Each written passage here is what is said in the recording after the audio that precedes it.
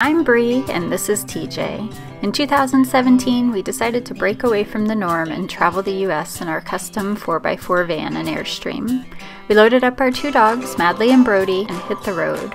We quickly realized life on the road is full of surprises, and our name-embracing Detours fit our new life perfectly.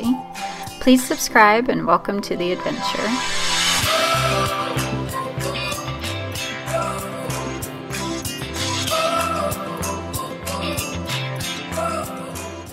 Left Black Canyon of the Gunnison this morning and are headed east over our first real pass since getting back into Colorado. So we're headed up to Monarch Pass, which I believe, I'll confirm this when we get to the summit, but I believe it's up over 11,000 feet. So should be a good one.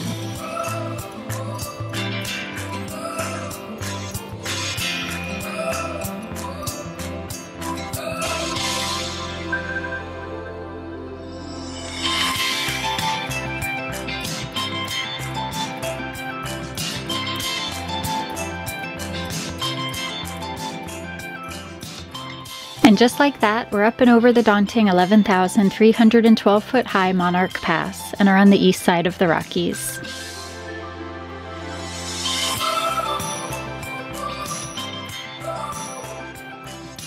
It's another Colorado boondocking spot. Yep. They're some of the best, but they're not the easiest, are they? No, for sure. And that might not be too bad.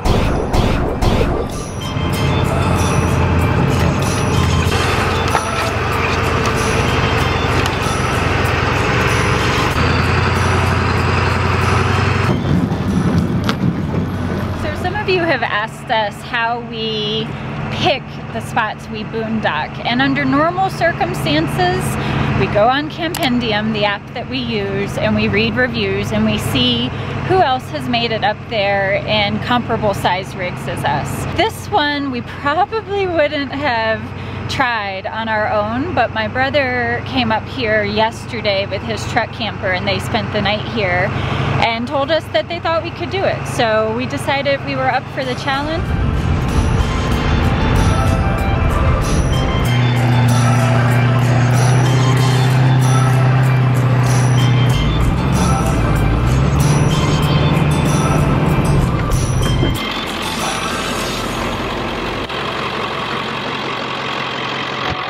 Well, what do you think?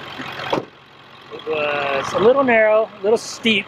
A little bit rocky in places, but the view just can't be beat. And this is why we built this rig. This is why we have what we have. And I'm glad we're up here. 9,200 feet with a view of the Collegiate range. Can't beat that. This is definitely top 3 boondocking spots for us. I would say this, Upper Teton view in the Tetons, and then the spot when we were in Pagosa Springs, that was a couple of years ago now, and I can't remember exactly what it was called, but it was on a river. I think it was on the San Juan River, maybe. Those would be our top 3. So the views from this campsite or from this spot, it's incredible.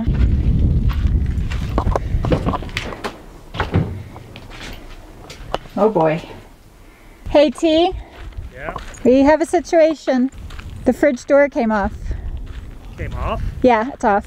Well, oh god. Well, that sucks. Look at our cabinets. I can't believe none of the stuff on the door fell off. Look at that. It's all still there.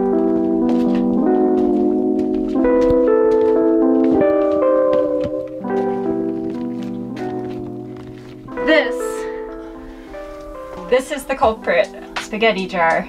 Oh, it's a good mess. And it wasn't that the door opened, it's that the door literally came detached from the fridge. We bungee the door closed. Probably would have been more of a mess if it weren't for the bungee, because the door was still hanging by the bungee cord. If not for that, probably everything on the door would have been everywhere.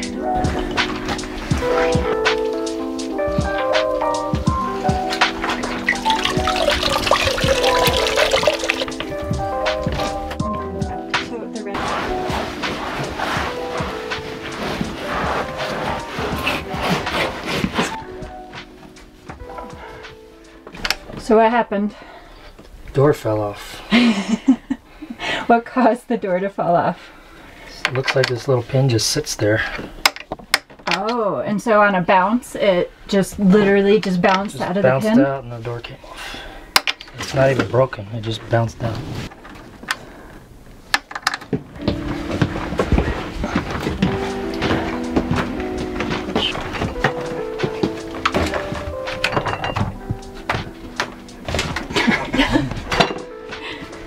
TJ's so trusting. I mean, it's not like we can make a bigger mess.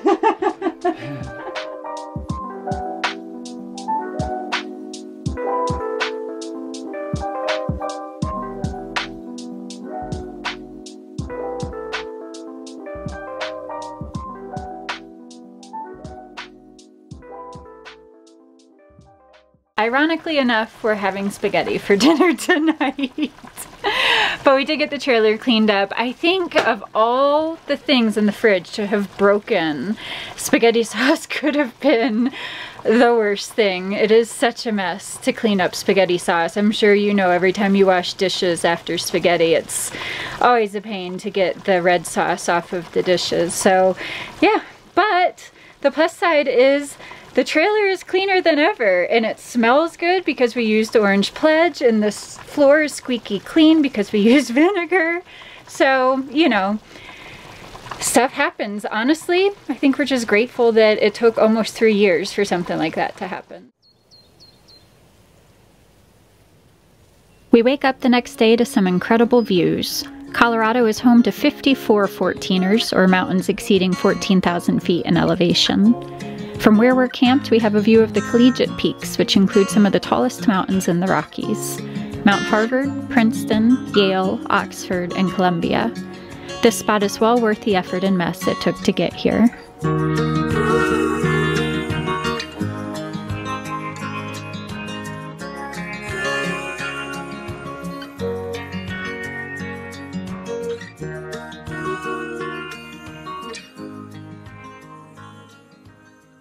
Where are we headed? I think we're headed to Buena Vista. All right, let's. BV. No other cool Colorado kid terms? Well, that's all I got. Okay. Hey guys, did you get all the chipmunks?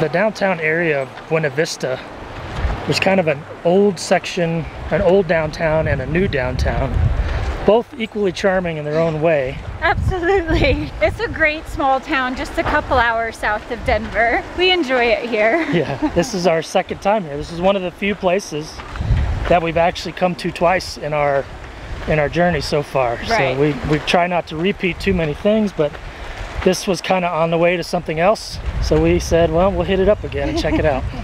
Yep, and we love it just as much the second time as we did the first. Yeah. We're currently walking a path that runs along the river. The Arkansas River goes right through here.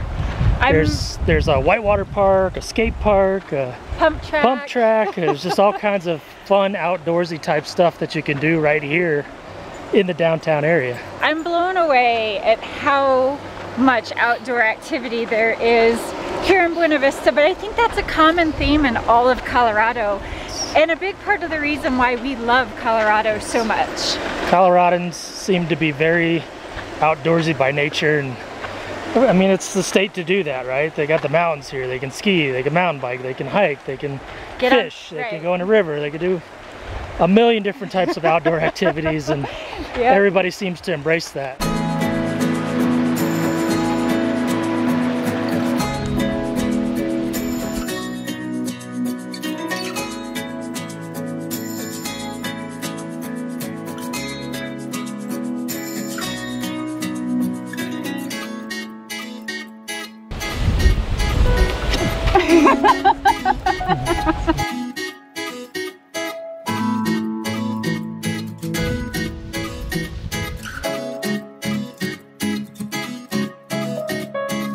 Is it beer 30? It is for me if it is for you. Dogs aren't allowed on the patio right here, but they're allowed just the other side.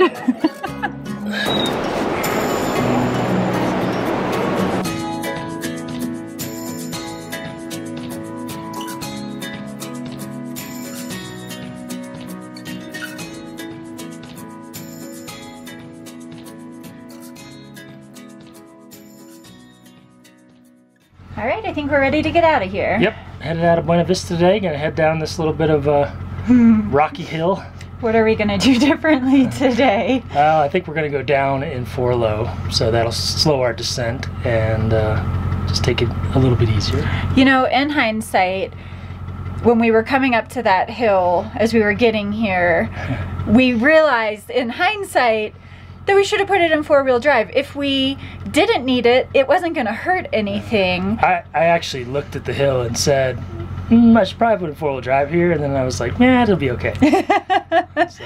So you always trust your gut. You know? Yeah, exactly. Trust your instincts, and as they say, hindsight's 20/20. So it was a lesson learned, you know, and almost 3 years in, we're still learning lessons. Yeah, absolutely.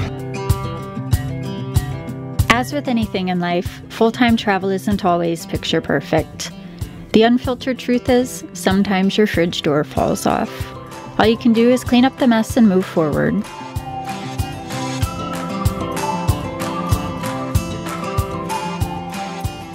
As always, a big thank you to our patrons whose support help make these videos possible.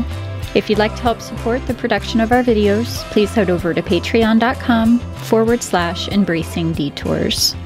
Thanks for watching, and we'll see you next week.